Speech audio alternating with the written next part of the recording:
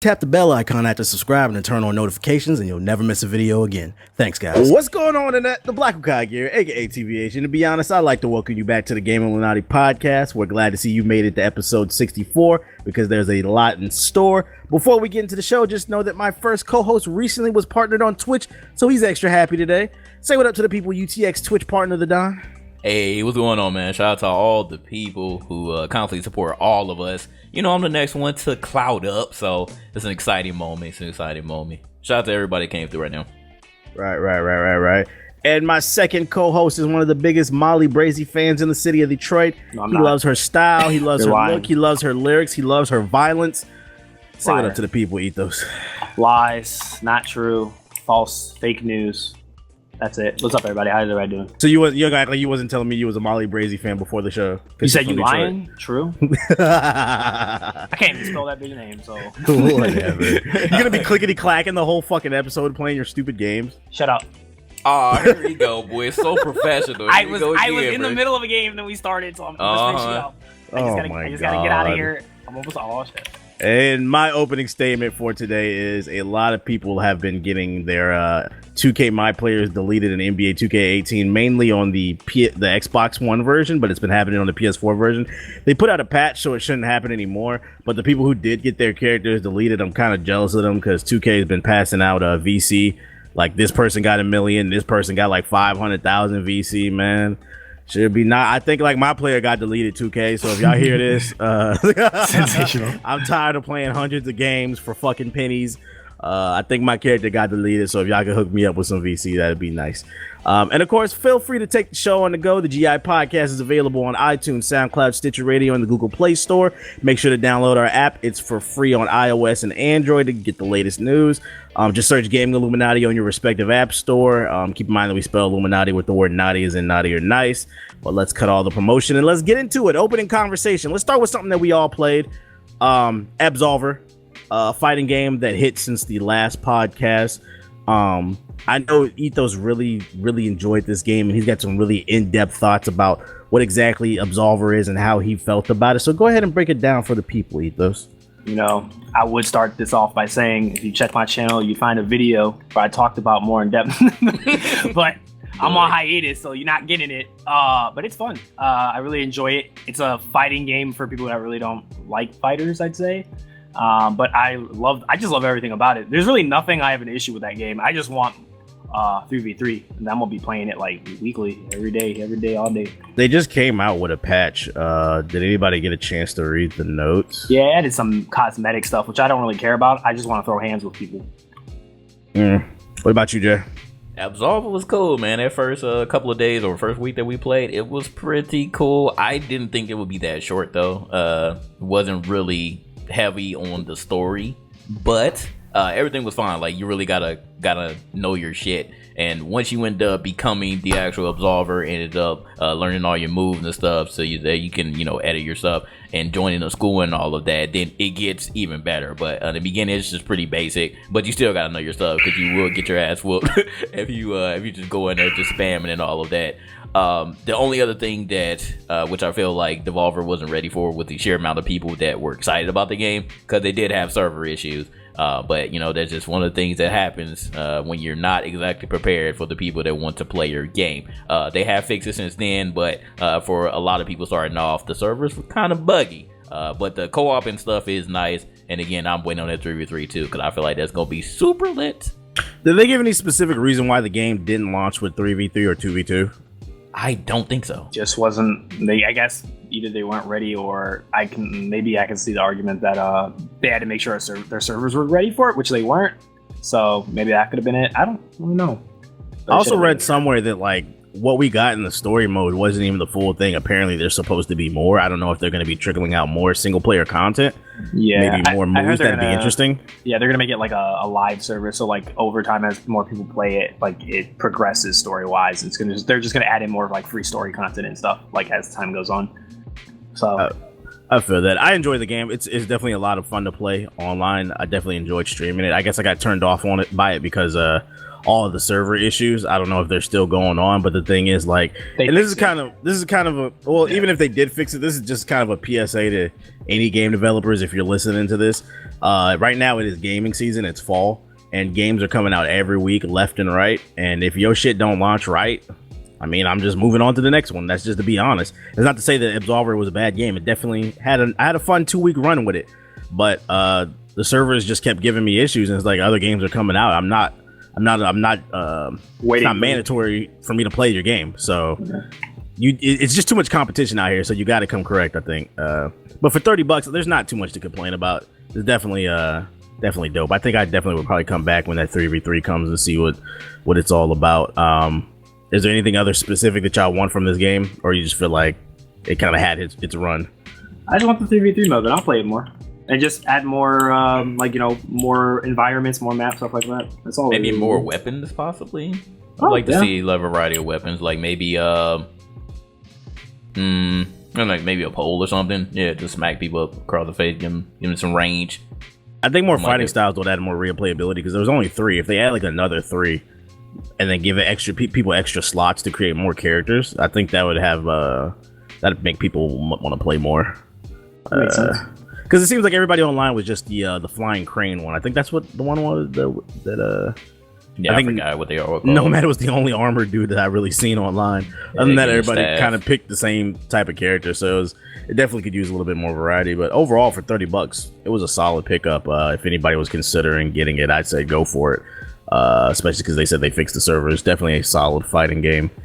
Other fighting games we wanted to talk about. Dragon Ball FighterZ. They had a beta last weekend. This is a highly anticipated game from System Arc, the people behind Guilty Gear. I think they also make Blaze Blue. Very renowned in the fighting game community for making crisp 2D sprites. Very one of my favorite type of. They have their fighting mechanics. I just love it. It's very timing based. It's not about having like crazy inputs. It's all just about timing and really rushing down and shit. And me and JG finally got some hands-on time with Dragon Ball FighterZ. Ethos don't play no games, so he didn't really get a chance to play. But what are your first impressions of Dragon Ball FighterZ after getting some hands-on time with the beta? I love it, man. Like I said, we played it at E3. I know you didn't get a chance to play it at E3, but just playing then to now, like, it made me want it even more. Like the extra characters that they added for the beta, everything is pretty seamless. Of course, there are going to be some of those characters that people are going to play different with and kind of spam you, or aka zone you out, like Frieza, for example. I know that was probably like the main complaint, but Frieza is dope. Like, you just gotta kind of figure out the mechanics and how everybody play to their strengths, and you'll end up having a good time. I know that a lot of people like the content that we put on there, and it just reminds me of like a perfect blend between Marvel vs. Capcom and Guilty Gear. It has some of the Guilty Gear mechanics that you know and love, but if you play Marvel vs. Capcom, you'll be right at home. And I mean, who doesn't like DBZ? That's one of the most famous animes that anybody knows. So a lot of people were excited about this one, and I know a lot of people were also disappointed that they got that that denial email saying that you couldn't get in. Hopefully they have another one soon, but I'm really liking this game, man. I feel like come February, we are going to be on this a lot. I just wish that they did have like a training mode in the beta, because a lot of people just didn't know some of the moves, and I would have liked to have that just so I can refine my skills. And the only other thing that I could say was negative was it was kind of wonky when everybody just went to the arena, because we were trying to like face other people and it kept matching us up with the same people. So that was the only like kind of weird thing about it. But other than that, man, solid closed beta so far. And again, I'm looking forward to the full game when it releases, because that shit gonna be lit too. It's definitely easy to pick up, hard to master type of game. A lot of the mechanics have more to do with your ability to understand what moves bounce characters and how you're supposed to rush them down and what strings together what. It's not about crazy inputs. And as far as I can tell, I'm pretty sure there are some advanced moves, but most of the moves were pretty easy to pull off. And it's just about trying to figure out what moves go with other moves and mixing and matching and trying not to be predictable, all while being flashy at the same time. So I think that was my favorite part about it, is like it was within hours, like we picking it up, and I was already doing some crazy shit. I blew up a whole planet and killed JG, and I just sent it. You can see it in my video. I sent him the smithereens. I was like, I'm definitely. If you like the shit talk, this game is for you, because you could just pull out some really cool shit. I do agree with you in the online part. So like with the arena, the way it worked was like you get your own little chibi character and then you go into the arena and like you just sit there and wait for it to matchmake you. And that seems kind of stupid. Why not? If you're gonna do that, just make a simple matchmaking system. If you're gonna have the arena, I would have preferred for us to be able to walk into the arena and then go and challenge whoever we like. Just go up to him and be like, hey, you want to fight? Matter of fact, there's some emotes that you can choose, and it's like it says, anybody want to fight me? Hey, what's up? What's the point of putting those emotes in there if I can't actually choose who I want to fight? That's some constructive criticism I would put there. It would help the matches go by quicker, get more mixes matched. Because it'd be times where like I had to deny like somebody 5 times in a row. I don't want to fight you just so I could fight JG or Black. And I thought that was, they got to fix that. They got to clean that up. Definitely a practice system would have been nice. What characters do you want to see in the game, Jay, that they haven't announced? That is a good question. Low key though, I would want to see Master Roshi. I know that we said that before, but I think Master Roshi would be pretty dope. Master Roshi don't be getting no love in any of these DBZ games, so I want to see him. They could put in Cooler, maybe some of the more of the Freezer race. Maybe some more of the Namekians too. You could put them in there, but again, the possibilities are endless. Like I feel like it's so many characters now in the DBZ universe that they can add, so it doesn't really matter to me. But Roshi would probably be on the top of my list, like of a character that like you just don't see before that probably would be lit. They gotta have Bardock. They gotta have Hercule. Let's see, who else could we do? I want Zarbon.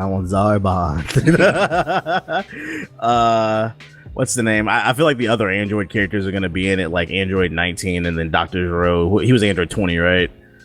I believe so. I'm not sure. Yeah, they'll probably put them in there because there was a new story trailer that came out and it revealed the whole story. It has something to do with the Red Ribbon Army. Like, and there's a new Android 21. If you haven't seen it, 21. We have it on the site. Apparently something with Android 21 and 16 doing something. So it's nice to see that they're actually, this is what I've always wanted in a Dragon Ball game. I'm so sick and tired of playing fighting games and they do the fucking Sand to Boo tried and true sagas. It's like, can we just get an original story? Even if it's only like 4 to 6 hours, I don't care. Add something to the lore. So it's nice to see Bandai Namco putting some effort forward. In the trailer, it looked like they were like fucking Goku zombies or something like that. So I'm definitely interested to see how this plays out. I'm hoping it has a big roster. Somebody said Lord Beerus, true. Broly's got to be in there. Go Tanks. What do you think this needs to take over the FGC community, Jay? Let's see. I actually think it's already in there because, to be honest, Bandai Namco did a good job with having like the preview at E3 Evo. That was good. It was the only thing that was kind of cringeworthy, which again ain't no shots at him or whatever. But damn it, I forgot his name. But shit. Oh boy, I forgot his name. Who they had announcing the game because they felt like he didn't know much about the FGC. But again, there's no knock on him.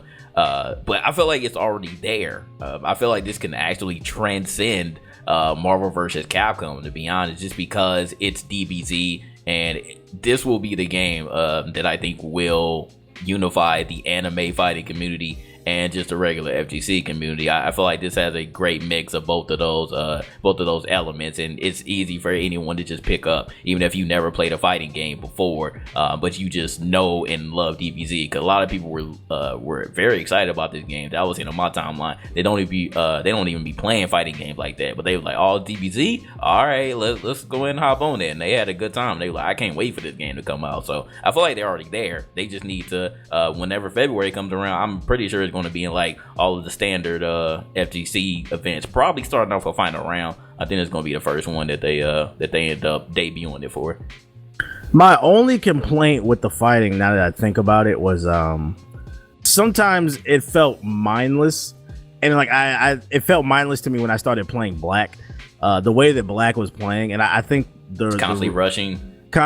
I think the way that they could kind of balance it out is it felt like you could call in your what's the word I'm looking for? The assist characters. The assist mode, yeah. It felt like you could call in the assist characters way too often. I feel like they need to extend the cooldown on that, because it's like whenever I would fight anybody else, even online, for the most part, it was 1v1 fights. People would use their assists here and there, but it was mostly like they were playing it like a traditional fighting game where they were just trying to out combo you and punish you whenever you were doing something stupid. When I played Black, that's when I found out. I was like, oh, you can spam the assist characters, and that's all Black would do. All he does is spam the assist characters, so there's a shit ton of stuff going on the screen, and then he would just rush you down, and it just felt like, it felt mindless. It didn't feel like it was any type of skill going on there, and you would definitely see that if you go check out some gameplay on Black's channel where we played twice, but he edited out the time that I beat him. But we all did. That's a funny thing. We all beat each other though. Like real shit. We all beat each other. Oh my goodness! But that's the one thing. I think they could add a little bit longer cooldown on the assist so that people got to actually fight instead of just spamming shit. I mean, obviously you can block and stuff, but sometimes it just felt like, damn, I'm turning my brain off on that. It was a little too spammy. But that's my one complaint. Do you have any hopes or wishes for the game, Ethos? Not really. I mean, it looks cool, but I haven't played it, so I can't really say anything about it. Are you gonna pick it up? I mean, I gotta get a chance to play it before I pick it up because fighting games aren't my forte. True. Except for when you're winning, and then and then you love them because all of a sudden you love Tekken. I've always played Tekken when I was little, but that was because I was younger. That was more of a nostalgia thing. But yeah, I don't like the more mechanical type of fighting games. It's just not for me. I feel you. So, when does the game come out? They still haven't announced an exact date, but they said February, so we're still waiting on the exact date for that one. February 2018. It's definitely one of the games to look out for. I think that's going to be a fun game to stream. A lot of shit talking. Probably have open lobbies, so definitely look out for that. Last thing on the open conversation list, another game that Ethos doesn't play because he doesn't play games. A game for real gamers, for savages. NBA Live 18. I would have put NBA 2K18 on the list, but Jay didn't buy it because Jay is still doing his research. What research you doing on 2K, by the way? What? I just want to see what those servers are like and what their input lag is like, but I'm just getting turned off on that like super grindy shit, so I don't know. All right, so first impressions of NBA Live 18. There's certain things that I like about the gameplay more than 2K. I feel like this is the year that 2K still better, but this is the year NBA Live has it's found itself again, and it's laying the foundation to where I think NBA Live 19 is going to be a lot better. Gameplay wise, it's on par. If not, I enjoyed actually more than 2K. I'm not gonna lie. I love the dribbling system in it. I think the wing scores are still OP. They need to do something about that.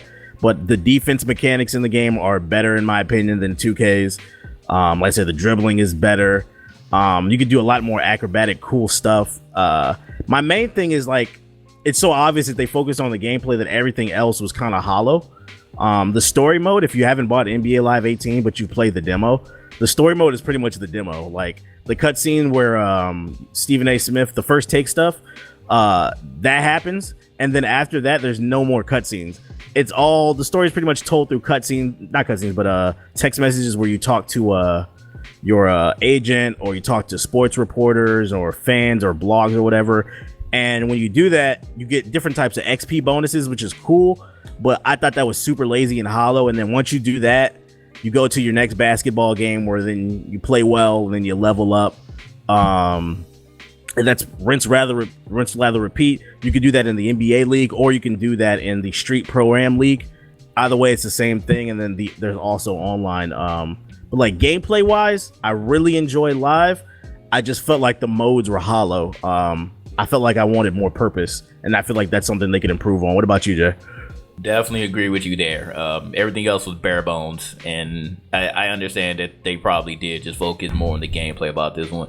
I will say that this year, we're not talking about the actual models for the real players, because I still think that 2K has that better. But the actual player that you make, I feel like their height and weight, they look way better than they do on 2K. Because I know the scaling. A lot of people were complaining this year about 2K18, where your character does not look the same height as they should be. There are other players that are supposed to be shorter than you that are not in these cutscenes, and it kind of looks like that when you're playing in the game too. So I don't know what they did with that. I feel like they kind of sketched out on the graphics for 2K18, and Live did a better job with that.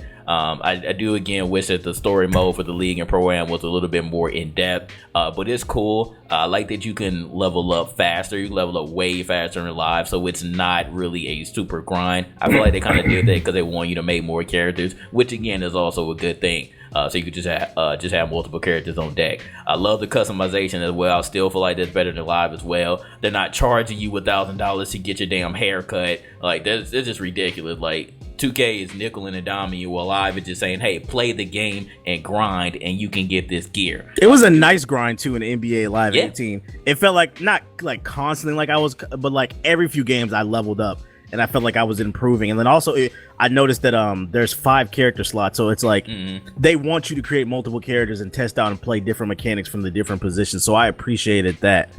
Exactly. The negatives though, because of course there are some negatives besides the game modes, the story modes being bare bones. I was playing day one, and the people in here, I was streaming it, they can attest. I don't know if it was just a problem with me or just day one issues, but I was trying to, it might have been me. But now other people saying that they were having problems too. But I was playing the league, and the game crashed on me like a total of like 4 or 5 times when I was reading text messages. I believe that they fixed that the next day with another patch, so that issue should be gone for the most part. And when I was trying to play live pickup run, we kept disconnecting. We had like a couple of games and then it disconnected, but I restarted my game and it was fine. Then I haven't had an issue since with either of those issues. My main issue again are the human players that are trying to play this game like 2K. Oh my goodness, this is the entire reason why Fly doesn't even want to play. He wants to play with all of us. Oh yeah, and I gotta mention the fact that they still haven't fixed the issue where if you have like more than 3 people like who you invite on your team, you can't find a game. That's another bug that they need to fix, because I want to be able to play with everybody and have a full squad of 5, not have like 2 people in there and then everybody try to join on me. So they need to fix that as well. But other than that, it's just the players, man. The players are terrible. We've seen one player literally hold the ball the entire time, try to dribble through everybody, and just because he's a wing scorer, he gets through him and he can score, while I'm sitting here at the 3-point line wide open. Like, people just don't know how to play these games, and it pisses me off that people still want to play like this. Like, if you want to play like that, go play the computer, dog. Like, I ain't got time to be sitting up here watching you play 105 basketball, and I'm just sitting here trying to have a good time and actually win the game. Like, it's stupid. I feel that. What's the name? Also, with the online, another critique I would say to improve for next year's game is I want the online to have more purpose. When you play online in Live 18, the live run mode, all it is just lets you play 5-on-5 with your friends. Not with your friends, but 5 of your friends can get together and go online against 5 of your friends, or just random people online. It's just random exhibition games, basically. There's no purpose. So, and there's 2 things I think they can improve. I'd like to see a 3-on-3 mode, so that way all of the ball hogs that JG just described, they can go be dribble gods over there in 3v3, and then you have the 5-on-5 pro-am mode. I want them to give 5-on-5 more purpose, like how 2K has it, where you can create your own team, your own court. They have leaderboards, you have records, and they host tournaments and stuff like that. Just give me. If you want me to stay on your basketball game, give it more purpose. Make it feel like I'm working towards something. I don't feel like I'm working towards anything with NBA Live 18's online. It just feels like I'm online to play, to have a good time, and I do have a good time, but I also want to be competitive too. And maybe that wasn't in the cards. Maybe they were just so focused on trying to fix the game. That's why that didn't happen. So maybe next year. Maybe some stretch marks. 2K had stretch marks this year, guys. I didn't see those in live, so you better watch out. Let's see, what else did I want to? That's my main complaint. I just want to see the live. The clothing in the game is great. Fire. Way better than 2K. Like, your man's gonna be looking fresh. And the crate system, I didn't mind it. I would have preferred to just earn money and then go buy the clothes that I want. But at the same time, technically, but they're like over 100,000, like for most of the stuff that you want, like the shoes and stuff. I saw that there was another section, but I'm like, do I want to buy it or just get it in the crate? I'd rather just get it in the crate. I feel that. Yeah, so I guess it's a overall solid improvement. What would you give it out of 10, Jay? Because people gonna ask. I normally don't like to give numbers, but I think live is in a place where people need to hear, like, what would you give it? True. I think this year out of all the years, I would give it a 7.5. I don't want to give it an 8, It's almost there though. I give it a solid 7.5. They have made a lot of good improvements with this one compared to 16, because 17 doesn't exist, even though people think that it is for some odd reason. But yeah, they get a 7.5, man. I feel like they can just refine a little bit of stuff. I know that they can put a story mode like with actual cutscenes in here, because they did with FIFA and they did with Madden this year, so they can add that. But again, I feel like that just wasn't their focus. So 7.5 for me, man. Pretty good game. Originally, I was gonna give it a 7, but I'm gonna bump it up to a 7.5 because I just remembered. You might have had problems with the online, but I've had none. Like, the online is just, I don't want to say buttery smooth, but it's about as smooth as it's going to get between the two damn basketball games. Right. Compared to 2K, the online and live runs beautifully. I don't even have input lag. That's so good. Yeah, there's like, and I almost feel like they shot themselves in the foot, because if you play the demo, and you know how bad the input lag was in the demo. Terrible. That is not in there in the full game. Don't let that fool. They buffed them servers. The online is smooth, and that's what makes me mad. I'm like, damn, I wish they had a tournament mode, because this game runs well, and I give that to EA. So I give them a solid 7.5. It was cool, and the WNBA mode was surprisingly fun. Did you get to play that? I have not played it yet. I gotta try it out. I was balling out with the ladies, but it was cool. If you didn't get a chance to pick it up when it was $40, and you're still not comfortable with spending 60, I'm pretty sure the price on the game is gonna drop soon, because people are gonna choose 2K over live regardless, because it's cool to shit on live, even though people claim they want competition. But yeah, when you get a chance to pick it up, I say give it a try if you want to try something different. Oh, let me say one more thing too. One more thing. To all of you 2K dudes who got flown out for this EA event, and y'all didn't put out one single video or stream Live 18 once, shame on y'all. Absolute shame on y'all. I'm not trying to hear nothing that y'all are saying about 2K and how frustrated y'all are with the servers, or because of the VC, or because you got your player deleted if you're playing on Xbox. I'm not trying to hear none of them complaints this year. Y'all got blessed with going out to that Live 18 event and getting your shoes and all of that, and some of y'all even got paid to even put out videos afterwards. So y'all got in the damn game. Y'all got in the game. Boy, y'all should be ashamed of y'all damn selves for not showing Live any love, man. Also ashamed too, because I would see people tweet like, they would tweet out, do you want to see a NBA Live 18 video, and their fans would be like, fuck that, NBA Live is trash. And these are people who claim that they enjoyed the game, and it's like, I feel like as a content creator, there's a fine line between listening to your audience and doing what you enjoy. If you enjoy something, share it with people, because then eventually you're gonna put them onto it if they see enough of it. You can't let them dictate everything you do. I just think that's corny, because it's cool to shit on live, to not show it any love.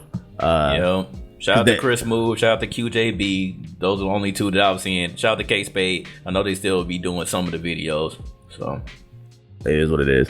What was the last thing I was gonna say? I don't remember. I don't know. Give Live a chance. It's not bad, y'all. It's not bad. Moving on to the Xbox section. I know it's towards the end of the month, but fuck it. If in case you didn't know, free games for gold.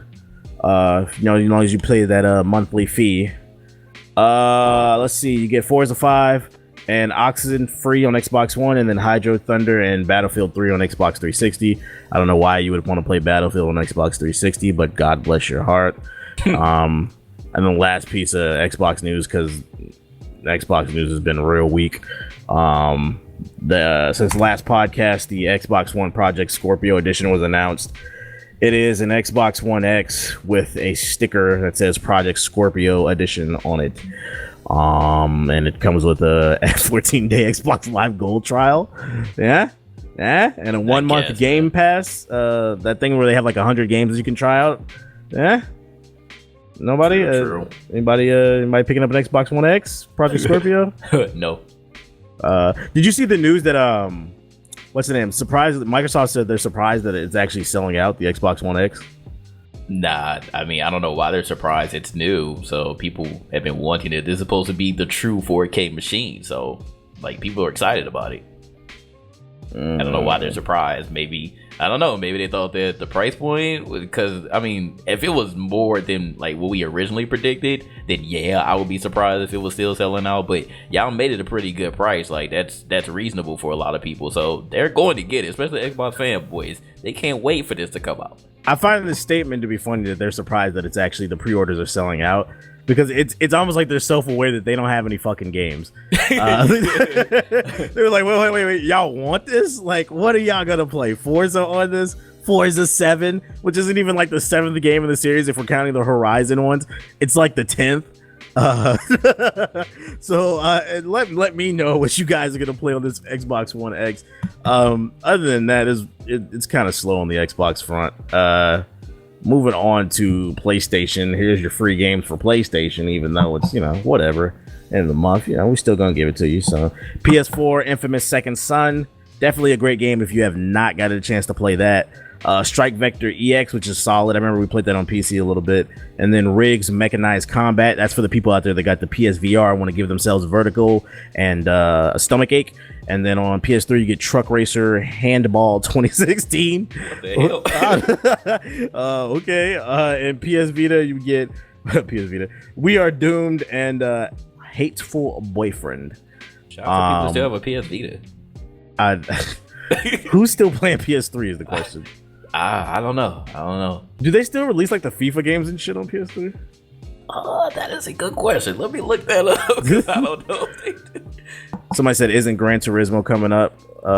Yeah, that game is coming out. I don't think any of us really rock with Gran Turismo like that. We don't really play racing sims like that. I try to base the notes based off what we're interested in, because if we if I put stuff in here that I know we don't play, then it's not gonna be an interesting conversation. And the answer is yes, that is correct. They still make these games for PS3 and Xbox 360. That's one thing that they will still make games for. If nothing else, they'll still put all of the sports games on the previous systems too. So there you go.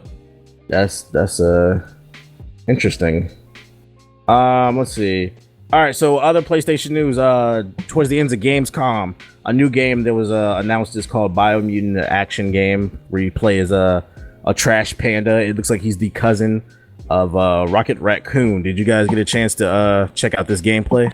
Yes, I did. It was interesting. Let Ethos take the floor on this one. What you think, Ethos? It looked cool. I hate you. It looked cool. I don't know what else you want me to tell you. What looked cool about it? You get to play as a fucking raccoon, man. Like a small ass raccoon killing robots and shit. It looks cool. What's the name? It's something different. Who is this made by again? Nordic. What the fuck's their name? 3? It's this guy that made Darksiders 3. Yeah. Darksiders 3 and Just Cause 3. I think it was people who like left the studio. Names. What's the name? What's your impressions of it, Jay? It looked interesting. I like the lighthearted style of it, like the bright colors and everything. It kind of looked like, I don't know, the world kind of looked like a little bit from the scene that they showed us. Slightly like Horizon, but then it definitely looked like Horizon a lot with the world, just with the raccoon. But it'll be interesting to see like what this game is actually about, because we didn't really get a good idea from what they showed. But I think I'll try it out. I will try it out. I feel like this game's in an interesting place because right off the bat, everybody's gonna compare him to Rocket Raccoon, and my thing is, I feel like this game's only gonna work if his personality is like Rocket Raccoon. If he's like super serious like Batman, I don't want to play like a raccoon Batman. And then if he's too much like Rocket Raccoon, they're gonna be like, oh, he's just a bootleg version of him. So I feel like they kind of boxed themselves in a corner to get some type of criticism. And on top of that, the gameplay, it just looks to me. I wasn't that impressed. The combat looks kind of looks a little stiff. I'm trying to fast forward some of this gameplay on the screen. He's got the dual pistols. I mean, that's cool. Doesn't he transform based off of like certain things that you put on him?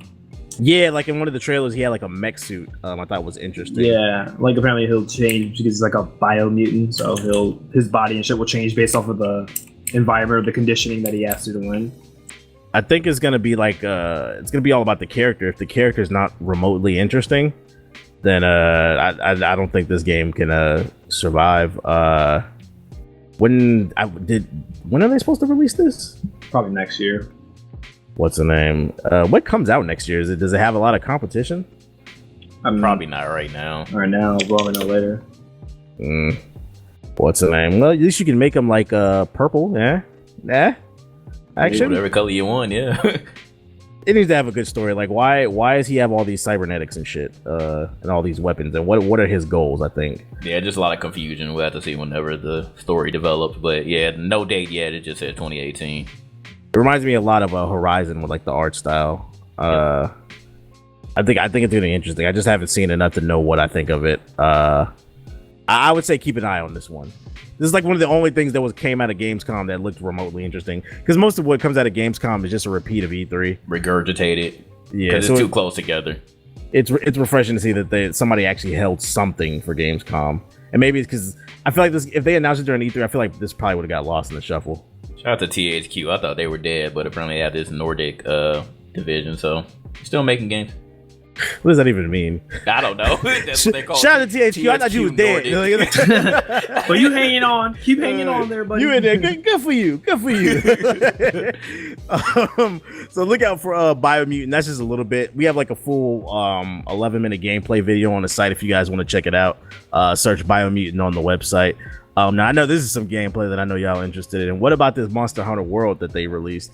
Some gameplay came out since the last podcast, and some more gameplay came out from the Tokyo Game Show, showing like some co-op and stuff. This one's like a 14-minute video.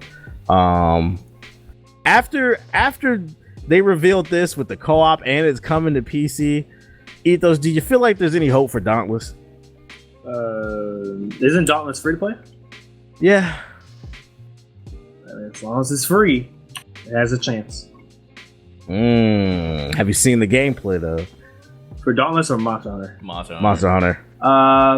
Yeah, it was cool. I really hate you today. Bro, you so simple, and you still playing the game, ain't you? Right. I don't know what else I'm supposed to say. I don't have a lot of experience playing Monster Hunter, so I can't really speak anything about it. That I feel like I can say something that another person could. So it looks cool. I gotta see more, but I'll probably pick it up. This is PC version is gonna take forever, so we're gonna be waiting for a minute.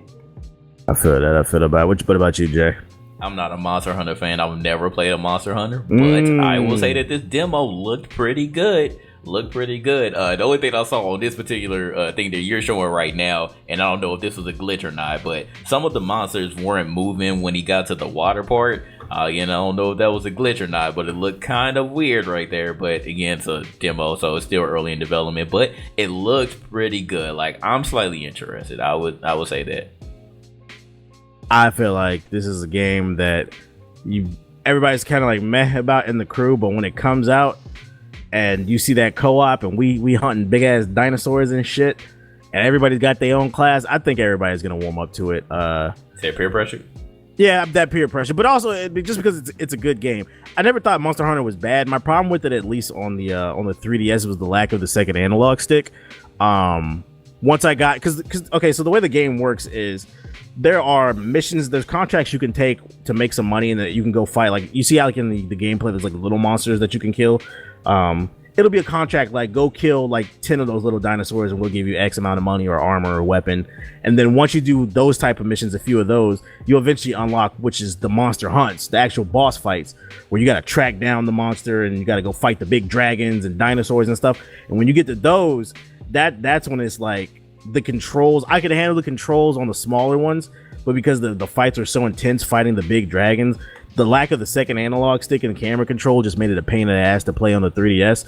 So the fact that they're bringing this finally to a real platform, PS4 and PC, and you could play with your friends, just the simple fact that the controls are better, graphically it looks better, and it's co-op, I think it's going to be a lot of fun. I feel like they should have done this a long time ago.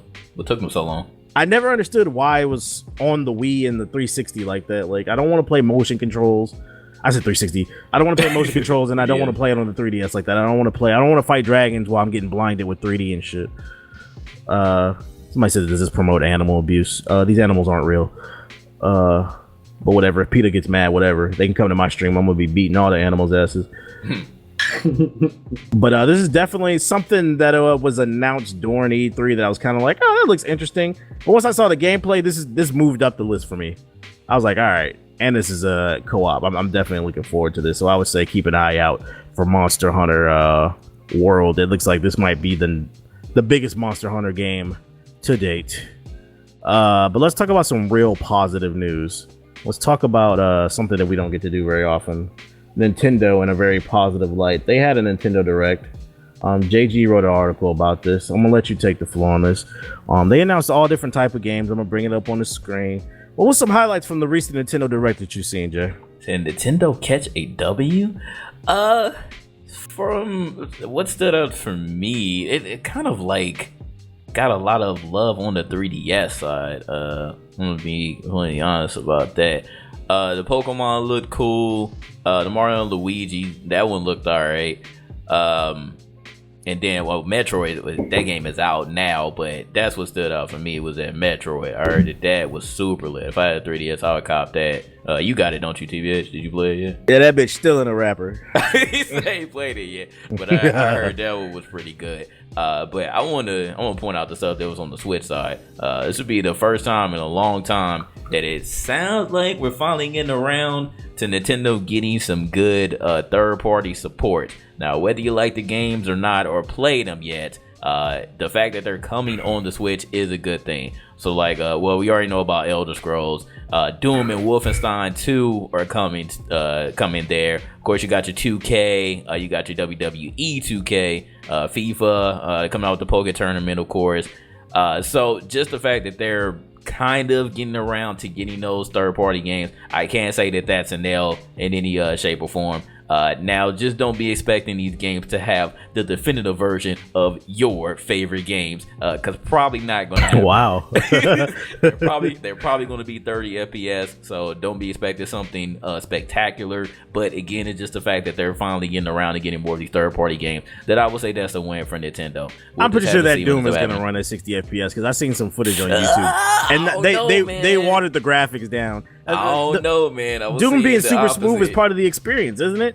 Yeah, you need to play that game at 60 FPS. If you go look at Doom, it doesn't look like you're thinking about the PC version, fam. Go look at some gameplay on YouTube. It doesn't look the same. They definitely watered them graphics down to hell. I was just looking at somebody else, man. I don't know. I had to check some more. But I was looking at the hate community. I think this game might be at 30 FPS, dog. Oh boy. I think it might be, man. Man, I seen this Nintendo Direct, and I seen they had that they showed a bunch of new Mario. They showed like one stage that reminded me a lot of Super Mario Sunshine, which is my favorite Mario game of all time. So when I seen that, I was like, all right, bro, this game's got more worlds than I thought, and they got some fire ass worlds that they're drawing inspiration from the past games. I was like, I'm kind of interested in Mario again. And then I seen that Phantasy Star Online 2 was exclusive to the Nintendo Switch. I said, whew, I enjoy Phantasy Star. I was like, God damn it, Nintendo, you got me. I was like, I gotta get a Switch now. We've been waiting for this game to fucking come to PC forever. I mean, it's on PC, which but Phantasy it's in Star? Phantasy Star Online. The one that's on PC, but it's in Japanese. Oh, it's coming to America? You're sure? Because I heard it's coming to America, but I heard it was still going to be in Japan, just on the Switch. Nah, that shit's coming to America. I don't think they would do that because this is an American. They showed it during they showed it during the Nintendo Direct. If they did that, I'm mad. We'll have to get updates on that. But I seen people in the comments saying that Doom was 30 FPS. They said Digital Foundry already proved it. So damn. That's what I'm saying. Shout out to the 30 FPS there. I could have sworn I did an article about it. Don't expect it to be a definitive version, but just the fact that they're getting it is good. Yeah, I see all trailers. Yeah, it seems like it's only coming to Japan. Somebody said it's not coming to America.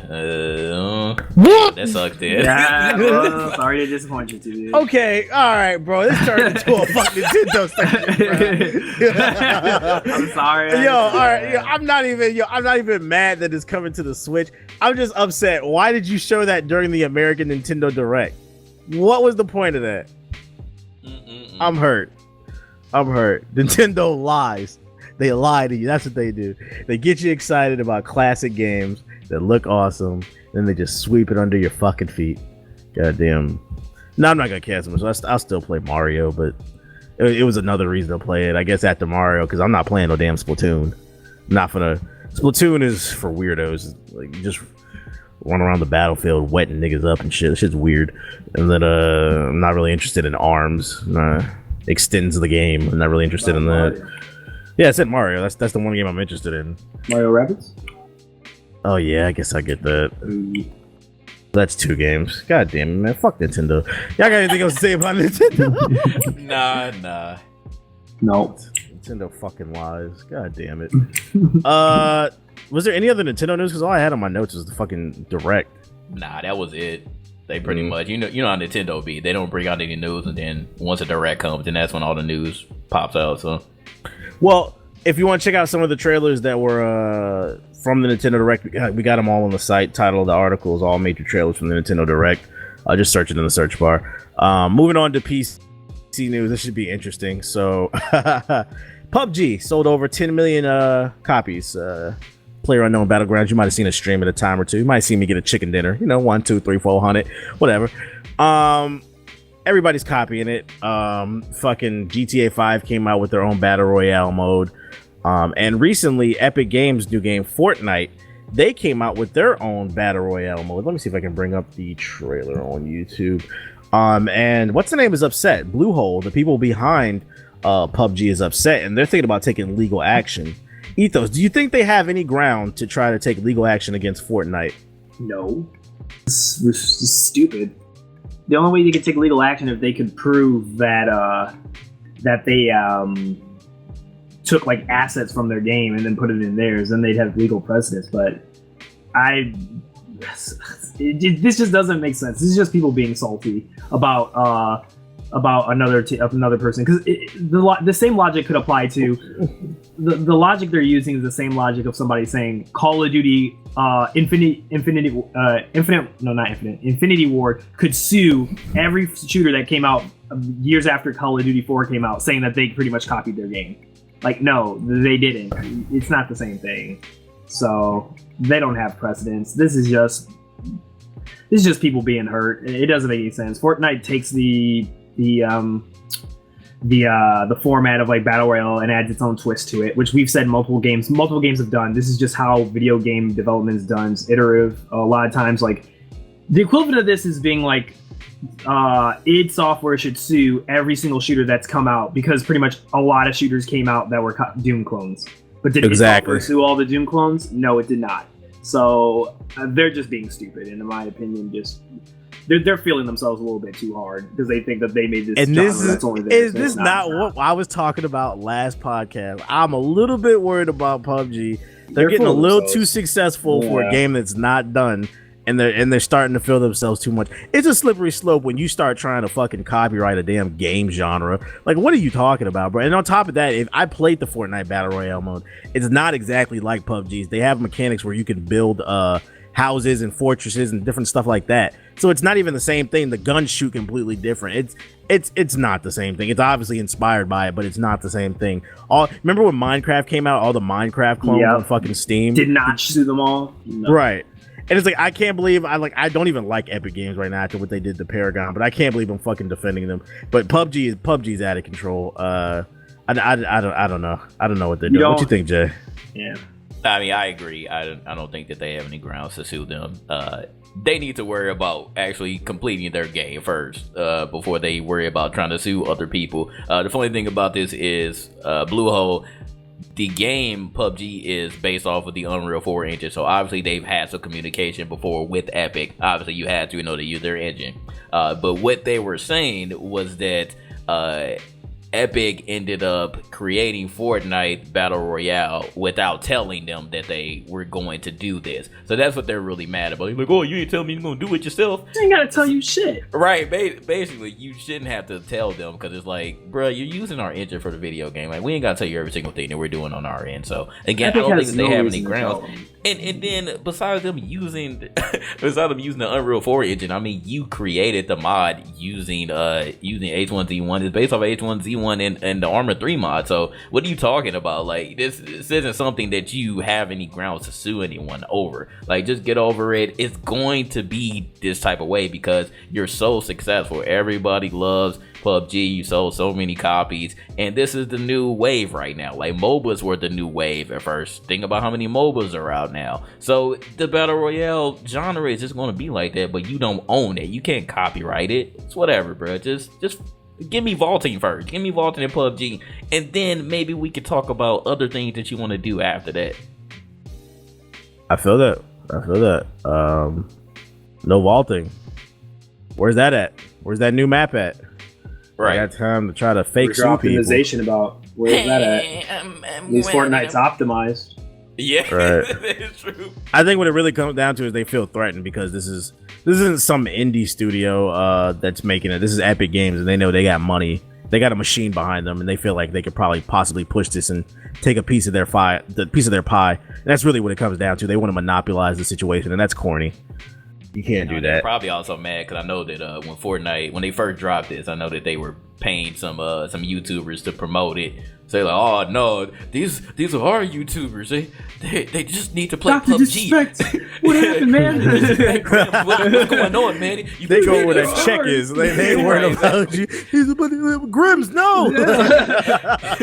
Wasn't it? So I think that's hilarious how delusional they are. It's just like everybody's inspired by something. I think the funny thing about this is in one of the articles I was reading, they said that they feel like the reason they have merits to sue them is in the original reveal trailer for the Fortnite Battle Royale, some of the Epic Studio fucking developers were saying that they were heavily inspired by what's the name, PUBG, and they love PUBG, and they wanted to bring something similar to their community, but they wanted to put their own twist on it. So if I say, hey guys, I made Leap, and Leap is inspired off of Smash Bros, is Nintendo gonna come and sue me for my Smash Bros type game? Did Brawlhalla get sued by Nintendo? Nope. Like, no, like that's so stupid. It's stupid. Honestly, and plus something like that. Man, fuck PUBG. The funny thing is, I don't even know why they feel threatened, because I don't feel like they're the same market. If anybody in the chat has played Fortnite's Battle Royale, you'll know the shooting mechanics are fucking weird as shit. They're like goofy. It's nothing. PUBG is like hyper realistic. There's more strategy involved. Positioning doesn't really matter in fucking Fortnite's joint. You can build the walls. It's just like fun arcade fun. Like it's not the same thing. I just think they're out of control. Want to build a wall? Yeah, you can build a wall right in front of people. So this story's not over. It'll be interesting to see how this plays out. But just a heads up, PUBG out here trying to sue people because they're inspiring. They're inspiring the youth. Other Fortnite news. Last week, speaking of the Battle Royale mode, last week there was crossplay that was activated between the PS4 and Xbox One versions of Fortnite, so the Battle Royale fans could play together in crossplay. This lasted for about an hour or two, and then Sony was like, shut that shit down. And it turns out it was an accident. But I think the funny thing... Yeah, it was an accident. Right.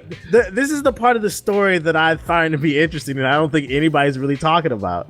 Epic Games just said, yo, we just flipped on a Switch. No, they said we just flipped on a Switch, and now there's crossplay between PS4 and Xbox One. So it's not as complicated as Sony is making it out to be.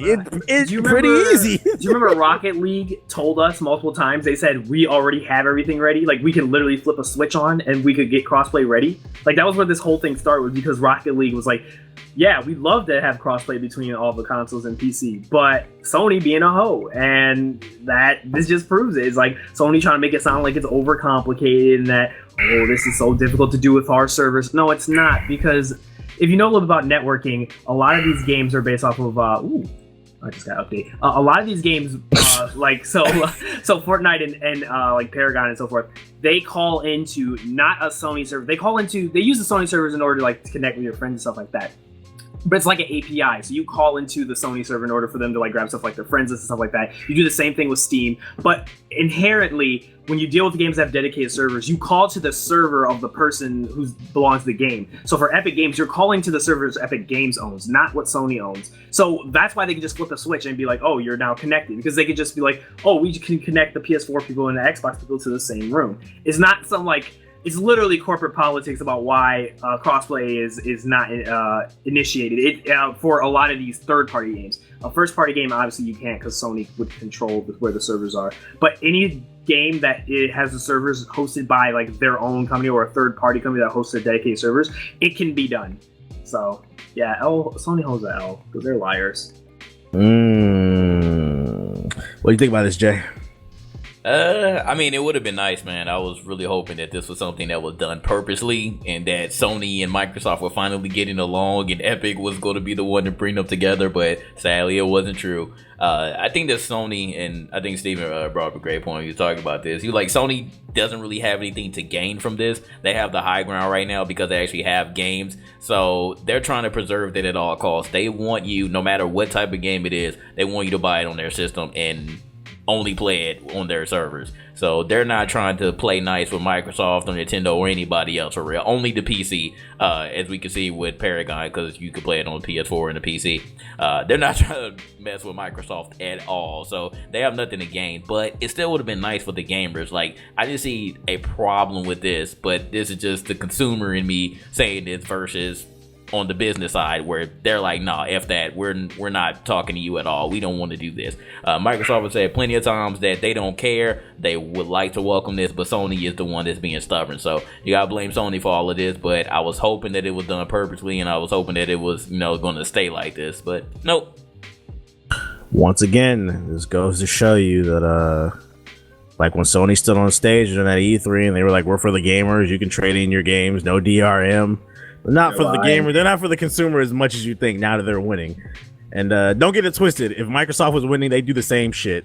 It's all about money. That's really what it comes down to. Before we get out of this damn Fortnite section, I want to say, going back to the whole the lawsuit thing, another reason they can't sue them is like the lobbies aren't even the same. If you play Fortnite's Battle Royale, there's no voice chat.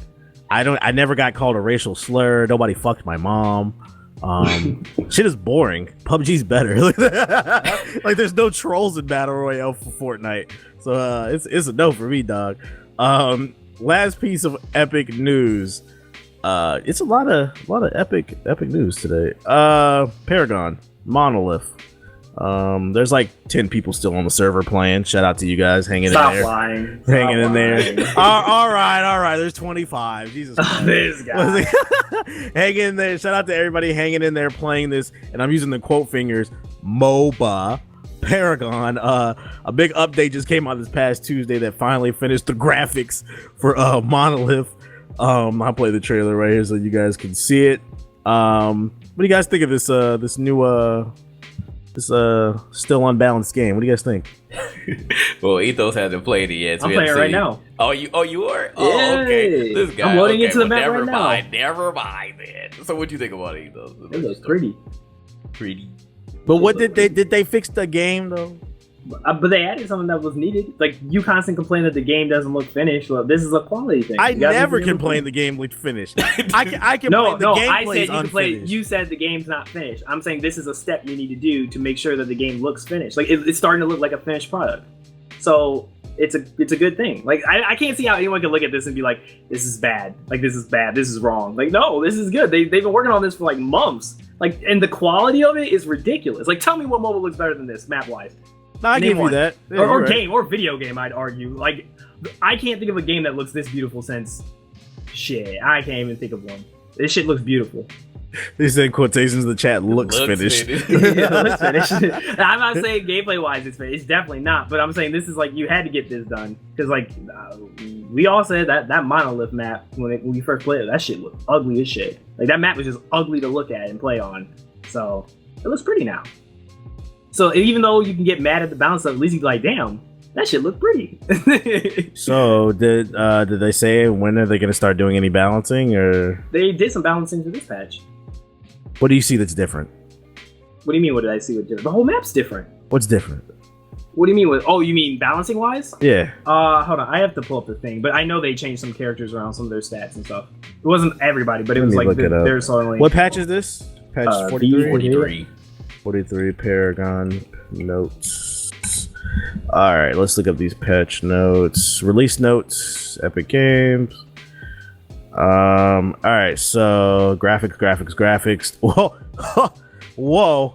They added auto run. Watch out now. Yeah, man. That's good. Now you can talk your shit without having to put your fingers on your keyboard. Let's see. Hero balance. Aurora's glacial charge cast speed has been increased. Also, they made her even more deadlier. So she get a was kind buff. of trash beforehand. No longer briefly. Celica got nerfed. Drongo got fixed. Gideon got nerfed, kind of. Or yeah, he got buffed in some areas, but no, I think he got buffed. Grim got fucking. Oh my god, Grim got fucking changed. His whole stats got changed around. So yeah, they balance. They're starting to balance stuff. All right, so based off what you're feeling, does it feel better?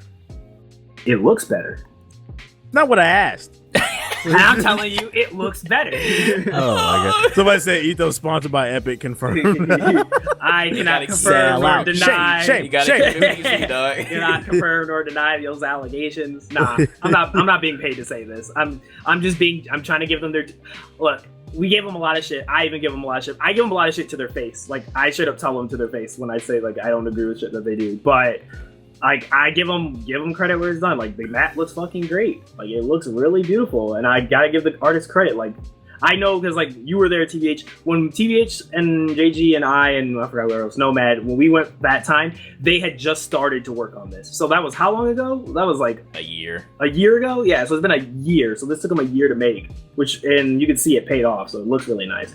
Now we can see if they can balance the fucking game. Once they do that, then I would say, I'm just saying here.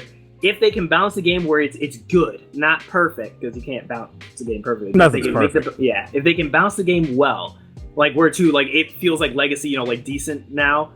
I would say like this could be like it could become a really good MOBA, like a really big MOBA, as long as they can do that. If they can pull that off, I feel like they have everything now necessary to like actually make their game very successful. But if they fuck up the balance, like you said, TVH, then people are just gonna keep getting mad at them and. People are just gonna move on, but I feel like this is like a good what do you say? It's like a good morale boost because like it just seemed like, especially like the patch before this, and all the shit with the mistake with the microtransaction mistake and stuff. Like it looked like it was hitting rock bottom. Like people thought like nothing was happening with the game and it was just gonna stay in the state. So you said that you and JG are gonna be streaming some of this excellence after the podcast? I'm playing it right now. I might play it. Might play it again, stream it. True. Let's play JG. But let's show this guy. You missed out on what happened though. So what happened? So I mean, the game looks great. I like the Dawn and Dusk side, but for you poor PS4 players, the game has been crashing a lot on y'all because apparently the PS4 can't handle all the graphics. And that's a terrible thing. The PS4 thing, Pro 2?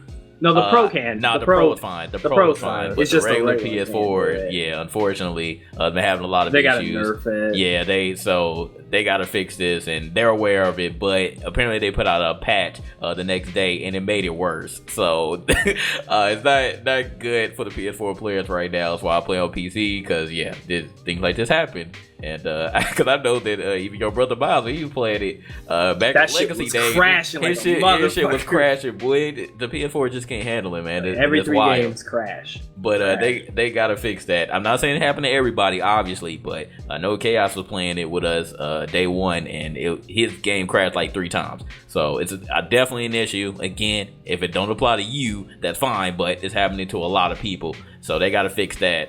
But in that, I didn't really see a change as far as like the actual gameplay. I think everybody is again waiting on those tower buffs, which again I don't know what's taking them so long. I think they're gonna crack. They're gonna crack. They Fuck need their to, philosophy. because it's not working, man. I think they better crack. No, I just think at a point like. If I was them, I would just be like, all right, okay, so let's say like they've done this behind scenes and like they swear like it'll make the game worse. I'd say you just say fuck it. Like if you really feel like your point's right, just make it change it, because it's like just let it change it for like 1 patch rotation and just see how people react to it. And if it is as bad as they say it is, then everybody would be like, okay, you were right, the shit's trash because of the towers. But if it's better and everybody's like, thank you for buffing the towers, then what harm have you done? You're just like, okay, if our community feels good about it, either way, you listen to the community. You win. You win. It's at least a lowercase W. Yeah, so you win either way. You can't go. You can't. People won't get mad. I don't think there's anybody who's gonna get mad at you if you say we buffed the towers. Nobody. I don't think. I can't think of one person that'll be like, Epic, how fucking dare you buff the towers? You know I like the tower diamond level 2. Yeah. Fuck, Epic. I can't tower dive with Wukong now. This shit feels strategic, bro. This is bullshit. Like, it is a MOBA. You feel like they're gonna break down, and I feel like they're gonna break down sooner or later. I think it's give them 1 or 2 patches. I think eventually it's just gonna come to okay, fine, let's just do it. Let's just change the values and see what happens. You heard it here first, folks. It'll be interesting to see how this plays out. So I'll call my Epic phone and let them know to do it. I'll give them the green light. So if you need that, if you haven't, make sure to play the new update if you're still playing it. Last piece of PC news, nothing too crazy, but Final Fantasy 15 has been announced for PC.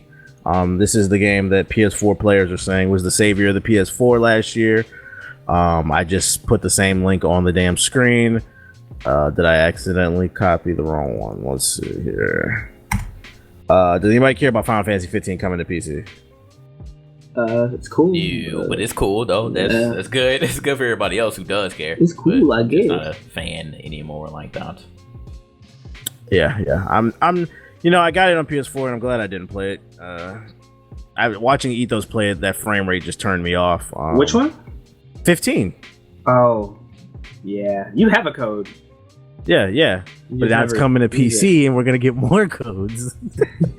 You're evil. You're evil. I was like, I might as well just play the better version. I mean, yeah, you might as well play the better version. I at least enjoy the graphics, even though the story's all a mess. So I would say definitely look out for that. Supposed to be in 4K and come with all the DLC and blah blah blah. I actually lied. There is one more piece of DC. I cannot talk. Piece of PC news today.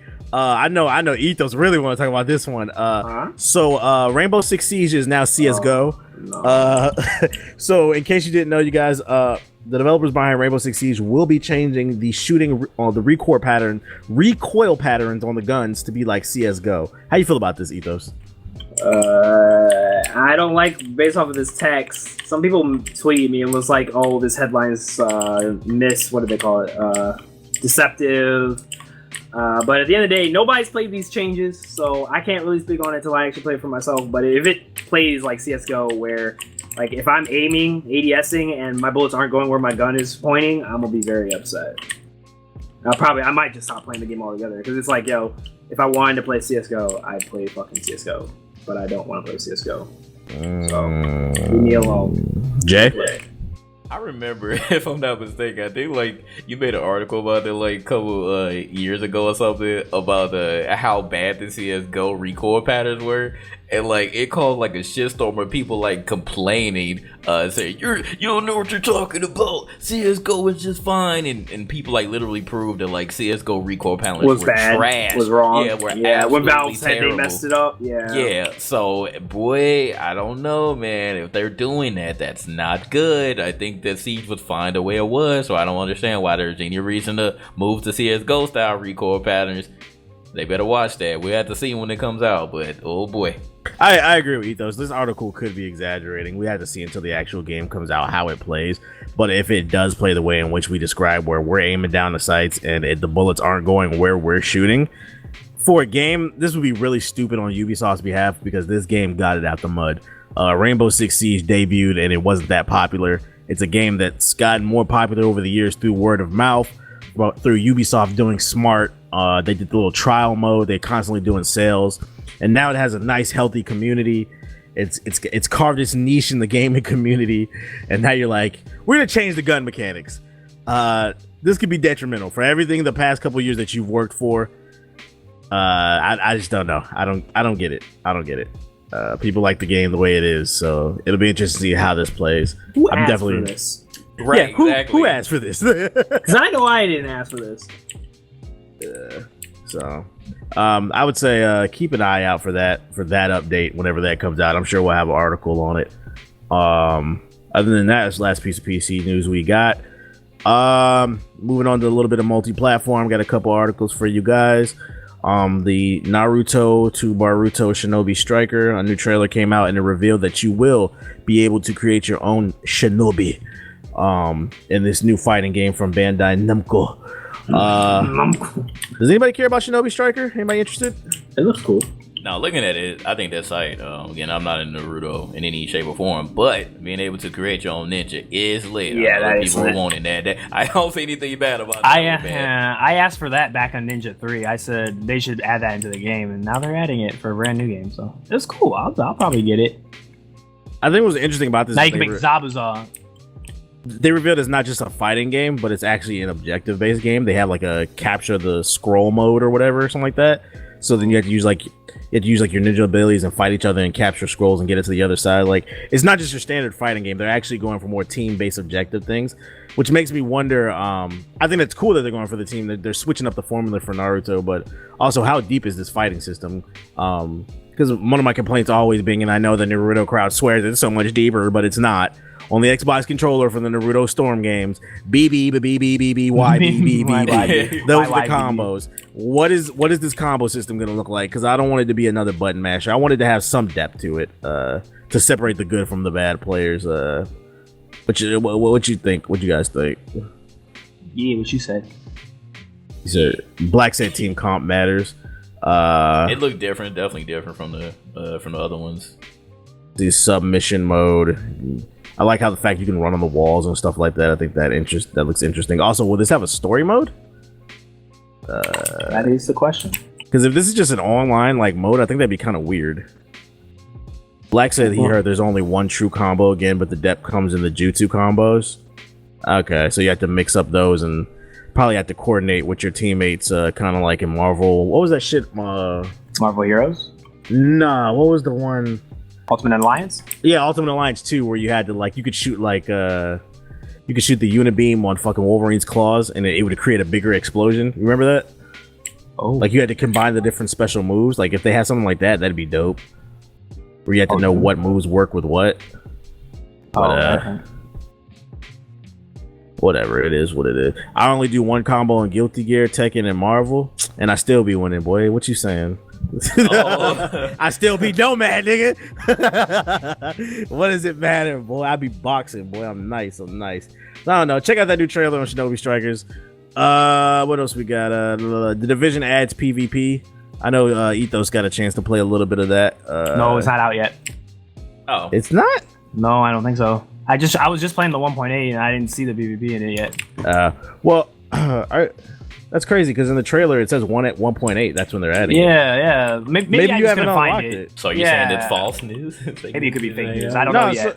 It's a new Ubisoft corner of the said map. it. Yeah, but I can't find it on the map when I tested the PTS. So I don't know where it is. Well, let me explain it to you. So, all right. So the people that don't know, update 1.8 has dropped for the Division.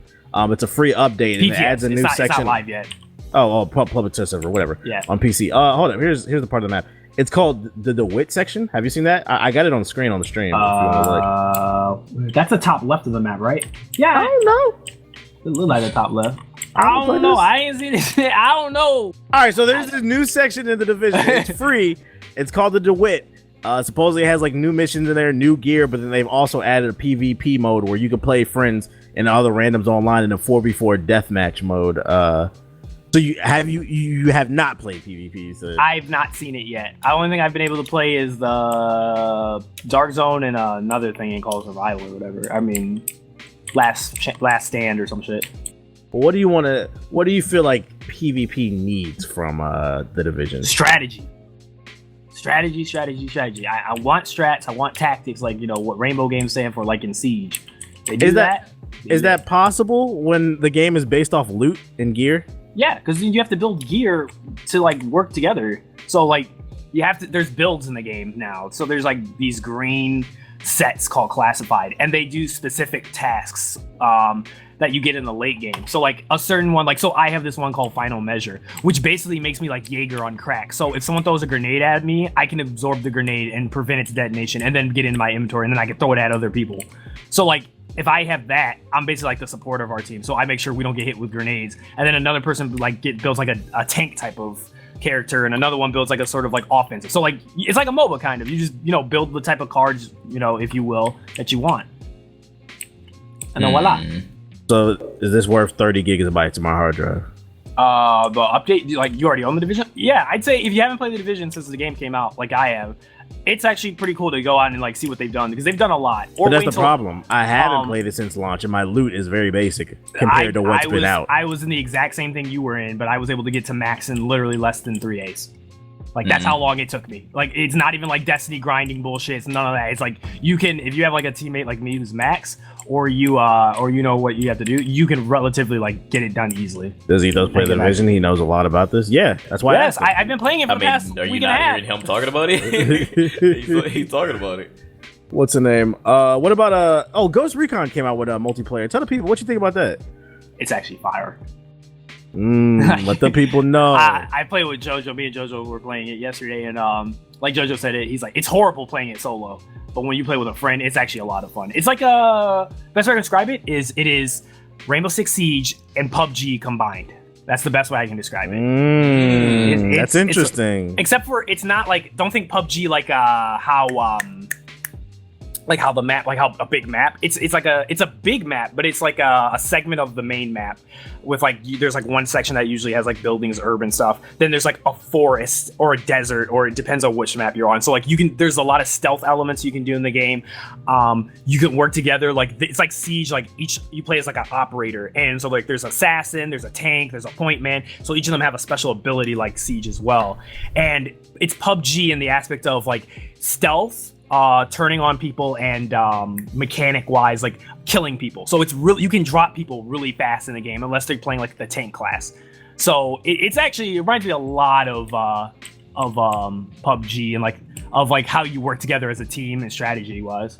I highly recommend it. I think people are sleeping on it because I understand the Wildlands wasn't that good. I didn't even buy Wildlands. But I would say if you got the bandwidth and you got the time, I'd say give it a try this weekend. You might be really surprised by how good it is. I might down. I don't know about the Division, but I might give it's worth taking, like playing a shot, because JoJo, when he first started playing, a chance. Yeah, he thought it was going to be like boring and trash, but then when me and him played it for like 2 hours straight. And we're like, wow, this is actually a lot of fun. All right, so the question is, because I do have Ghost Recon, but the problem is me and A9 had it. You don't need it. You do not need Ghost Recon to play the beta. It's free. No, I'm just saying for the chat so they know. No. Well, I was saying, like, okay, so do I have to have beaten the game to get into the multiplayer? Like I said, you don't even have to have played Wildlands in order to play this beta. You just can immediately play it. Oh, nice. Yeah, it's like standalone. Oh, cool. Well, yeah, you just download it. Like you don't even have to have Wildlands installed. You can play it. Oh, I'll have to try that then. Yeah, because I was worried about that because me and A9, we played Wildlands for like all of 15 minutes. We was riding around in a helicopter. We looked across the mountain and all this shit to do. It was like, we can't do this, bro. This shit is not for us, bro. Yeah. But that's cool to see that they finally have something nice and condensed multiplayer. Something that I'm trying to give them a Siege. It could become the next Siege. Let's talk about this. So the Division's got multiplayer now. Yes. And Ghost Recon's got multiplayer now. They're making their What games is going on with Ubisoft? They're trying to make their... See, this is the thing. And I noticed it because that's when I started playing the Division. And like, okay, so when I first picked back up the Division, I re-downloaded it. It was first like I know I'm not going to enjoy this shit, but I'm bored, so why not? And then it became I'm starting to like this shit. What the fuck? And then I kept playing it, and I was like, I started doing dailies and weeklies, and then my friends started to explain the game like more like the RPG elements of it, and I was like, I kind of like this shit. And then then they were like, oh, Wildlands has multiplayer, so then I play it, and I'm just like starting off like, I don't know about this. Then I keep playing it more, and I'm like, oh my god, I think I like this shit. So I think it's like Ubisoft, for whatever reason, their games, they make their games good like a year later for free. I don't know. I don't understand it. But I guess they just decided, let's make all of our IPs actually like, let's add the shit people wanted, I guess. That was missing from the game from get-go. It's almost like stop rushing games out the door and just, exactly. make them right. Exactly. Instead of trying to hit holiday deadlines. So I would definitely say, look out for what Ubisoft is doing. It looks like they're trying to bring some positivity back. Plus, they got another W with the Mario Rabbids. But let's talk about one last game that's on my notes before we get into the closing conversation that I think it's going to blow a lot of people's socks off. Ladies and gentlemen, Sonic Forces has co-op. JG, let the people know how excited you are about this. I guess, man. I don't know. I don't know. It's not knocking my socks off, but you know who's super excited about this one, though. I ain't even gotta say it. So I can customize my hedgehog? The most famous mirror. DeviantArt fans are going crazy. So I think that's cool, though. I mean, like I said, I don't think that there's anything wrong with this at all, but I can see potentially maybe it'll be frustrating for some people, depending on who your co-op partner is, but it looks cool, though. Yeah, I'm a little bit confused by. All right, so those of you who didn't know this has co-op. They said that they're going to be special stages that you can play online with your friends with this co-op or whatever. And I'm confused because if you pay attention, the custom hedgehog, which is the main character, is running in the front, and then you have like Sonic running behind him. How does that camera work? Like, can I get left, or are they like always like holding hands? Like, I'm confused. I don't understand it. I don't know. It looks interesting. It looks like they're trying to take some drawing inspiration from Sonic Heroes. But it's only 2 people. Sonic Heroes. So I think it'd definitely be fun to play this with Ace. I think I'll. You think Ace will be good at it? No.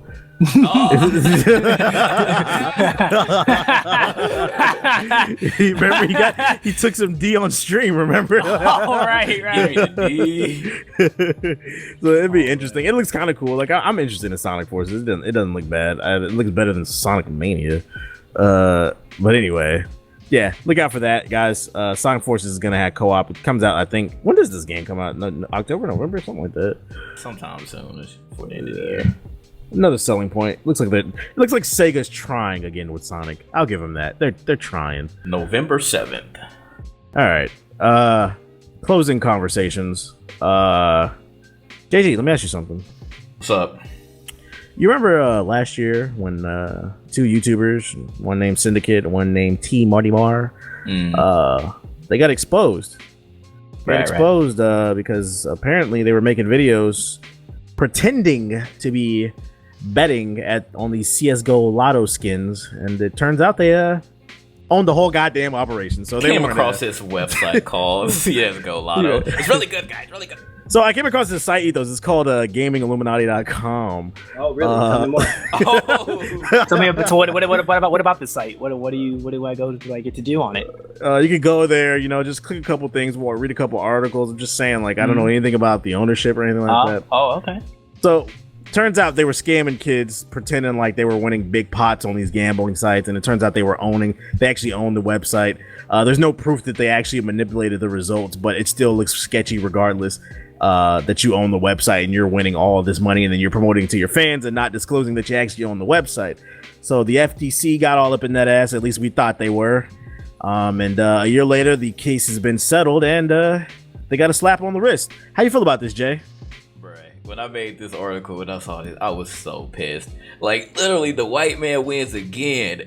Not only did you settle, generally for like things that you settle on, you at least have to pay some money. They didn't even have to pay any money out their pocket, bruh. Like, what are you talking about? All of the evidence was there. All of the evidence was there showing that they were in the wrong. What do you mean that they just get a slap on the wrist when this became a legal case? What do you mean that nothing is going to happen to them? They need to get punished for this type of stuff, man. That's bad business practices. They straight up lied about owning a website. What are you talking about? They could have essentially finessed millions of little kids out of their money by claiming that they came across this website. What do you mean that they are not getting punished? The only thing that they said was if they breached the agreement in the future that they had to pay $40,000 for every fine. That's still not good enough for me, dog. What are you talking about? Hey, hold on. I forgot about this part in the case. Metalhead is right. If you remember when this shit all popped off, T. Martin deleted the videos, bro. Yeah, he made the apology video, then deleted the evidence, bro. Still got away with this. So these men own the website, and that's obstruction of evidence, bro. And they still got away with this shit, bro. It's like, it's just like I feel like they hit him with the officer. I didn't know I couldn't do that. Yeah, it's like, oh, okay, well that's fine. That's fine. It's okay. Like, come on, dog. So it's interesting to see that how these things played out. You got any opinions on this, Ethos? What's the meme? The whites are at it again. Disappointed but not surprised. I'm like, that's not it in a nutshell. Oh, disappointed, but I'm not surprised. So it is what it is. I just think this is hypocritical because like the past 2 or 3 years when Machinima got in trouble with the FTC at first and all this The shit started to Microsoft thing? unravel. Yeah. They were paying people to play games. Same thing with the Shadow and Mortar thing. Good things about the Xbox FTC was like, all right, for the past 2-3 years, they're like, we're clamping down. If you are sponsored, if it's an ad, you need to let people know. And then something big like this comes up after they laid down the law, and they're like, oh no, it's okay. They're young. They didn't know what they were doing. It's bullshit.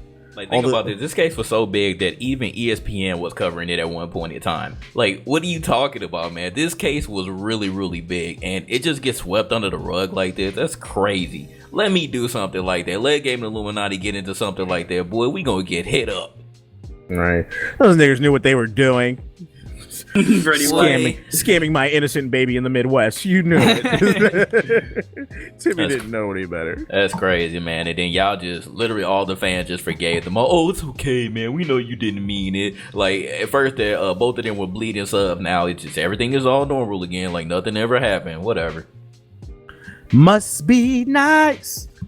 You said, why was this on ESPN? Because it was a big story. What are you talking about? Because they were in the wrong. Esports. Esports. Yeah, ESPN is with esports now, so they covered stuff like this. Yeah, so it is what it is. And last but not least, let's talk a little bit about this Mr. PewDiePie YouTube adpocalypse. All right, so let's give a whole timeline on this. So last year, PewDiePie made some Nazi jokes. They were kind of taken out of context. In my opinion, they just weren't funny. And I actually defended him in that. Like, I remember people were asking me about that. So what he did was he made a video trying to prove there's this website called Fiverr. I've actually used it myself. You can get a lot motion graphics, website stuff like optimization. There's a lot of people offer their services and they'll get it done for you. You pay them. It's like Craigslist for creative people, basically. He went on there and he was like, look what you can do to get for $5. Basically, he wanted to see if people would do racist things for $5. And what he did is he paid him $5 to go around with a sign saying kill all Jews and this, that, and the third. And that was the point of the video. And then the Wall Street Journal picked it up and they took it out of context. They were saying that he supports killing Jews and this, that, and the third, when really he was just trying to prove how crazy people are and what they'll do for money. So I defended him on that. I was like, they hella did take him out of context. I think the problem with that video is it just wasn't fucking funny, but it is what it is. Fast forward a year later, he's on YouTube has got problems with ads because all the advertisers are pulling out their ads out. People are struggling to make money, and he shouts nigger on stream again. So what do you think is gonna happen to YouTube, Ethos? I don't fucking know. I'm on hiatus. Like, I'm on hiatus. What's the name? Do you even care about the situation though? I mean, what purpose will it accomplish? Right? It's like I don't see why I should even waste my breath on like something like this, because it's like, what will I saying have to do anything when the answer is obvious? Like, you just shouldn't have done it. He's been caught multiple times doing it. It's just white people. The whites are at it again. Disappointed, but I'm not surprised. So, yeah. All I'm saying is support the people that you want to support. Support other people out here, dog. This is right here. You're seeing this is probably the biggest dude on YouTube right now. This is supposed to be the face of YouTube, like gaming and shit. And this is it right here. Yep. So yeah. I'm not so much disappointed in PewDiePie. I'm disappointed with the thousands upon thousands of people who still continue to this day to defend someone who's doing something that they don't understand what they're doing. They don't understand how this affects people. Even if you're black, because I've seen a lot of people saying, well, again, and I'm just repeating myself in this situation, but they be like, oh, well, nobody should say that word, or it's just a word. I haven't heard that or seen that so many times during this situation. It's just a word. It's just a word. Okay, well, if you have a job, please go up to your boss and say, what's up, bitch? And then see what happens to you. Like, please, because words just a word. Yeah, right. Depending on what words you use, yes, you will have, How about this, Jay? PewDiePie, go up to a group of black people in real life and call them niggers and see what happens. Yeah, like if it's just a word, right? It's not just a word, unfortunately. That's just the way that the world works. Black people and white people always talk about, well, they say it in rap songs. Like rap songs are not it's not like the only way that we use the word. When did rap music become the moral compass in the United States? My question is, when was the last time you heard a rap song where they said nigger? Exactly. I've never heard that. They do not understand, man. I don't understand that. Like, I have not heard one rap song where I've heard a rapper ever say nigger. Not once. Right. So I don't know where that's coming from at all. That entire argument is out the window when you're talking about the ER versus the A. Yes, words are indeed words. They are used in different contexts. We do not use the ER. Sorry, we don't use the ER in our everyday language. We do not greet people using the ER. What's up, we nigger? greet people using like we don't. I know we do it trying to be funny, but that's not. It just sounds stupid. Right, exactly. I don't. But that's not a normal way that we greet people. I'm sorry for all the black people and every other race that wants to say, well, nobody should use the word. We should take it out of our vocabulary. Unfortunately, NIGGA is embedded within our culture now. I feel like, again, this is a situation where if you want to use the word so bad, you should understand that not everybody is going to take it the exact same way. There are going to be more people that will not like how you're saying it. It doesn't matter what context that you're using it in. They will not understand and they will not take it the same way as somebody else. Again, with you knowing that, you should have the knowledge to understand that and to know that you should not say that in every single context and every single place that you are. Are you trying to say that all black people don't have the same opinion? Yeah, they don't. Because that's the part that baffles me the most. I don't give a fuck he says nigger, and I know you motherfuckers be saying that shit all the damn time. I know. Right, I don't care about this. The shit that baffles me still is in 2017, people still think that black people are like this hive mind. There are black people out there that don't like saying the N-word. There are people out there that feel like don't say it if you wasn't with us shooting in the gym. We don't all have the same opinion. So your best bet is to have a conversation with a black person. But you're too fucking scared to talk to us, but you be jumping off, bungee jumping and shit, jumping out of planes, but you see somebody with a goddamn hoodie and you act like you don't know how to fucking act, bro. But we're not a hive mind, so I don't understand. And the funniest thing about this whole situation to me is nobody stopped to ask black people what we think. It's a bunch of white YouTubers arguing amongst each other. They're all making videos. Did Chris Smoot say, "Oh, it's all good"? Did all the bigger like black YouTubers ever, or did the collective? Did we ever say, "Oh, it's okay, PewDiePie, it's okay, it's all good"? We forgive you. No. I seen a lot more. I just saw a bunch of all white that were disappointed, and we're not surprised. We're not surprised that one bit. Nah, bro. Like, you messed up. Yeah. And obviously, because after he got caught the first time, literally a day later on the stream, he said it again. So, like, there's no way that you can't tell me that he uses this. No, JJ. Conversation, bro. He said nibba. Nibba. Yeah, he said nibba. like we don't know. Like, come on. He said nibba. Like, come on, bro. It kills me too. Oh, what about iDubbbz? iDubbbz never gets in trouble when he says nigger faggot and this whatever. Hold on. iDubbbz never said nigger faggot to me, nigga. He ain't never said. He was on that podcast with H3H3 in a room full of white people talking about nigger faggot. Say that shit to me, nigga. Say that shit to me. That's what I'm saying. When you around a bunch of white people, of course you're gonna say it. Come on, because you know you're gonna feel safe. But the thing is, like, he says that he'll hide behind saying, "Oh, it's just either what is it? Just his right as a person, but it's just right." It's like it's totally your freedom of speech to go for it. But you better get ready for those consequences. That's why I tweeted out the day this happened. I tweeted out, and I forgot how many white people I have. I'm cool with on Twitter that who hit me about this. But when I tweeted, and I said it seems like white people have just forgotten what the consequences of what happens when you say nigger. And I put that video clip of showing that white dude who called that black dude a nigger, and he's got his lights knocked out. So I'm like, I think white people either just got amnesia or they just upped and forgot. But if you say that shit in public and they're black people, there's a 9 out of 10 chance that you gonna get your ass beat. And that's just how it is. You think we're all hostile? Like, yeah, not everybody's gonna take every single thing the exact same way.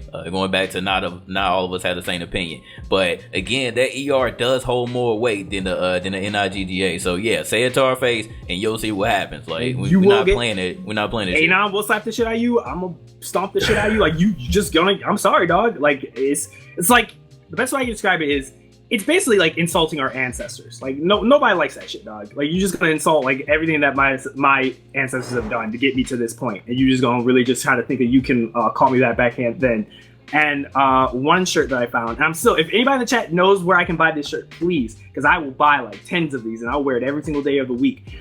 There's a shirt that some celebrity had on that said, "Dear racist, I don't, I won't take slurs, or I won't take racist shit like my ancestors did. Sincerely, these hands." I need to find that shirt because I will wear that shit wherever the fuck I go. Because it seems like a lot of people feel like, oh, it's 2017, we can get away with murder now. Nah, B, you're not. So fucking, it's become cool to disrespect black people because we're so small in numbers. Like this is nothing I tweeted about. Like if anything, this whole situation proves we're invisible still.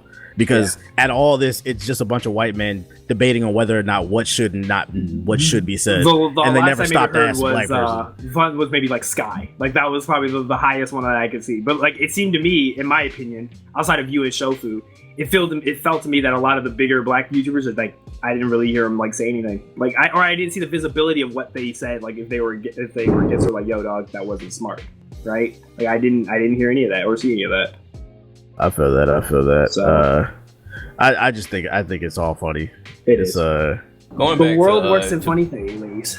Yeah, going back to PewDiePie specifically, to again all the people that were defending him, do you not know that like YouTube is his job? So like you're saying he said it in the comfort of his own home. Well, he was streaming and he was making money off of that stream. So what are you talking about? Like again, that's his workplace. So yeah, maybe you should watch your mouth at your workplace, dog. Like because obviously people didn't take it the right way. So you should think about that. You know, again, I'm not gonna freaking get on you for your everyday language, but you should watch what you're saying on your videos and on stream, dog. That's all. Because like you're literally making it worse on yourself. And to top it all off, after all of this stuff and PewDiePie once again being under the microscope, you still have companies that are giving him sponsorships. And so I just find it hilarious. It's a company called Clutch Chairs is going to reveal his special chair on the 23rd. Oh, actually today. Yeah, you should write nigger on the pillow. Right? People were literally saying that, so I just find that funny, man. Like it doesn't matter, yo. Nothing happens to him. Yes, he did lose a few sponsorships, but he's still making money, dog. Like nothing ever happens. There are no consequences for any of these people's actions, and that's messed up. It's not cool to me. Right. And literally, like YouTube is become a shitstorm. Nobody wants to make videos anymore